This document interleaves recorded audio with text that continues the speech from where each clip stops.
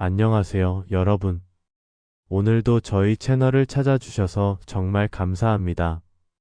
혹시 여러분도 이런 경험 있으신가요? 아침에 일어나기가 힘들고 하루하루가 무겁게 느껴지고 앞으로 나아갈 힘이 부족하다고 느낄 때 저도 그런 시간들이 있었습니다. 특히 몇 년 전 정말 힘든 시기를 보낼 때가 있었어요. 그때 우연히 펼친 성경 한 구절이 제 마음에 깊은 위로가 되었던 경험이 있습니다. 오늘은 그런 여러분들과 저에게 진짜 힘이 되었던 성경 구절 5개를 함께 나누고 싶습니다. 각 구절마다 실제 삶의 이야기와 함께 들려드릴게요. 그럼 시작해 볼까요? 첫 번째 구절. 두려움을 이기는 힘. 이사야 41장 10절.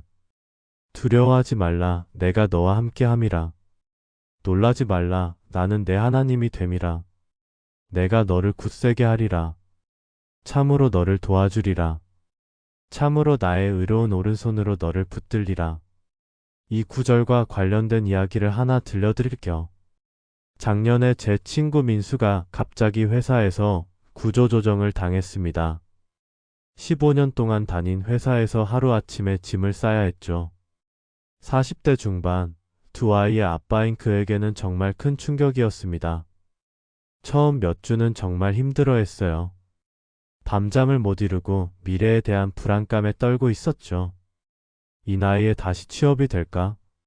아이들 교육비는 어떻게 하지? 집 대출은? 그때 민수에게 이 구절을 보여줬습니다. 처음엔 지금 이런 말씀이 무슨 소용이냐고 하더라고요. 하지만 매일 아침 이 말씀을 읽으면서 기도하기 시작했습니다. 놀라운 일이 일어났어요. 점점 마음에 평안이 찾아왔고 면접에서도 떨지 않게 되었습니다. 결국 2달 만에 이전보다 더 좋은 조건의 회사에 취업하게 되었어요. 민수는 지금도 말해요. 그때 깨달았어. 하나님이 정말 나와 함께 계시고 나를 붙드시고 계셨구나. 여러분도 지금 무언가 두려운 상황에 있다면 이 말씀을 기억하세요. 하나님께서 여러분과 함께 계시고 그분의 강한 손으로 여러분을 붙드시고 계십니다. 두 번째 구절. 절망의 순간에 찾는 소망. 시편 30편 5절. 그의 진노는 잠깐이요. 그의 은총은 평생이로다. 저녁에는 울음이 깃들릴지라도 아침에는 기쁨이 오리로다. 이 구절을 처음 깊이 느낀 건 제 대학 시절이었습니다. 당시 저는 고시 준비를 하고 있었는데 3년째 계속 떨어지고 있었어요. 동기들은 하나둘씩 합격하거나 다른 길을 찾아가는데 저만 혼자 제자리에 있는 것 같았습니다. 어느 날 밤 정말 견디기 힘들어서 펑펑 울었어요. 내가 뭘 잘못했을까? 왜 이렇게 힘들어야 하지? 그런 생각들이 머릿속을 맴돌았습니다. 그때 우연히 펼친 성경에서 이 구절을 보게 되었어요. 저녁에는 울음이 깃들릴지라도 아침에는 기쁨이 오리로다. 그 순간 깨달았습니다. 지금의 고통이 영원하지 않다는 것을, 하나님께서 주시는 기쁨이 반드시 온다는 것을. 그 후 6개월 뒤 드디어 합격했습니다. 하지만 더 중요한 건 그 과정에서 진짜 기쁨이 무엇인지 배웠다는 거예요. 성공했을 때의 기쁨보다도 절망의 순간에도 하나님께서 함께 계시다는 것을 아는 기쁨이 더 컸습니다. 지금 여러분의 저녁이 아무리 어둡고 눈물로 가득해도 반드시 아침이 옵니다. 하나님의 기쁨이 여러분을 찾아올 거예요. 세 번째 구절. 모든 것이 합력하여 선을 이루심. 로마서 8장 28절. 우리가 알거니와 하나님을 사랑하는 자, 곧 그의 뜻대로 부르심을 입은 자들에게는 모든 것이 합력하여 선을 이루느니라. 이 구절의 힘을 정말로 경험한 이야기를 나눠드릴게요. 제 지인 수진 씨는 몇 년 전 교통사고를 당했습니다. 다리 수술을 받고 6개월 동안 휠체어 생활을 해야 했어요. 발레를 전공하던 그녀에게는 정말 절망적인 상황이었습니다. 내 인생은 끝났어 라고 말하며 우울해하던 수진 씨. 하지만 병원에서 재활치료를 받으면서 같은 처지의 환자들을 만나게 되었습니다. 그 중에는 선천적 장애를 가진 아이들도 있었어요. 그 아이들의 밝은 모습을 보면서 수진 씨는 큰 깨달음을 얻었습니다.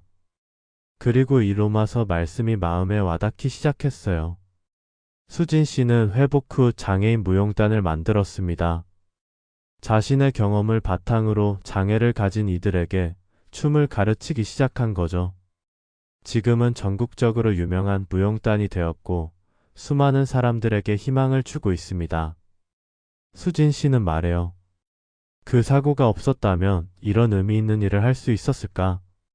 하나님께서 정말 모든 것을 합력하여 선을 이루셨어. 때로는 우리가 이해할 수 없는 일들이 일어납니다. 하지만 하나님께서는 그 모든 것을 통해 더 큰 선을 이루고 계세요. 지금 당장은 보이지 않아도 분명히 그 계획이 있습니다. 네 번째 구절. 새로운 시작의 희망. 이사야 43장 18절에서 19절. 너희는 이전 일을 기억하지 말며 옛날 일을 생각하지 말라. 보라, 내가 새 일을 행하리니 이제 나타낼 것이라. 너희가 그것을 알지 못하겠느냐? 정령이 내가 광야의 길을 사막의 강을 내리라. 이 구절은 제가 인생의 전환점에서 큰 힘을 얻었던 말씀입니다. 30대 후반, 저는 정말 큰 실패를 경험했어요. 사업이 망하고 빚더미에 앉게 되었습니다. 그동안 쌓아온 모든 것이 하루아침에 무너져 내렸죠. 가장 힘들었던 건 사람들의 시선이었어요. 그래도 잘 나가던 사람이었는데 라는 식의 동정 어린 눈빛들. 저 스스로도 과거의 성공에만 매달려 있었습니다. 그러던 어느 날 새벽 기도회에서 이 말씀을 듣게 되었어요. 이전 일을 기억하지 말며 옛날 일을 생각하지 말라. 보라, 내가 새 일을 행하리니. 그 순간 깨달았습니다.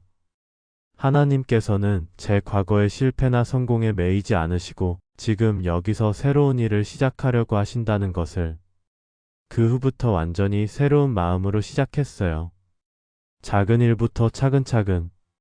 지금은 이전과는 완전히 다른 일을 하고 있지만 훨씬 더 의미 있고 행복한 삶을 살고 있습니다.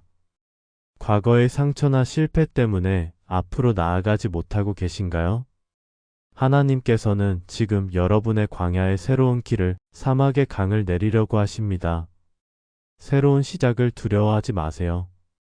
5번째 구절. 능력 주시는 하나님. 빌립보서 4장 13절.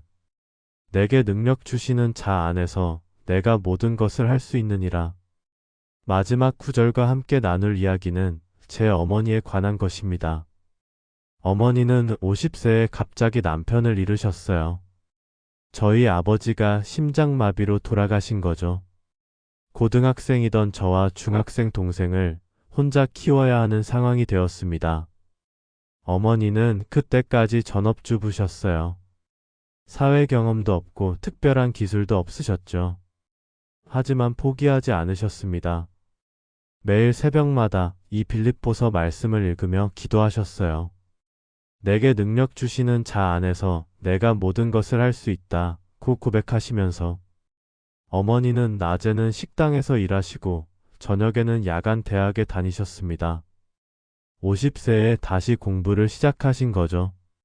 정말 힘드셨을 텐데 한 번도 포기한다는 말씀을 하지 않으셨어요. 5년 후 어머니는 사회복지사 자격증을 따셨고 지금은 지역 복지관에서 많은 사람들을 도우시며 일하고 계십니다. 어머니를 보면서 이 말씀의 진정한 의미를 알게 되었어요. 우리 자신의 능력으로는 한계가 있습니다. 하지만 하나님께서 주시는 능력 안에서는 정말 모든 것이 가능해요. 불가능해 보이는 일도 너무 어려워 보이는 일도 하나님과 함께라면 할 수 있습니다. 이렇게 5개의 성경 구절과 실제 이야기들을 나눠봤습니다.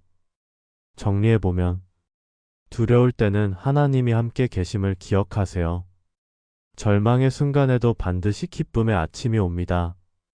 모든 일이 합력하여 선을 이룬다는 것을 믿으세요. 과거에 매이지 말고 하나님의 새로운 일을 기대하세요. 하나님께서 주시는 능력으로 모든 것을 할 수 있습니다. 여러분, 지금 어떤 상황에 있든지 절망하지 마세요. 성경은 단순한 책이 아니라 살아있는 하나님의 말씀입니다.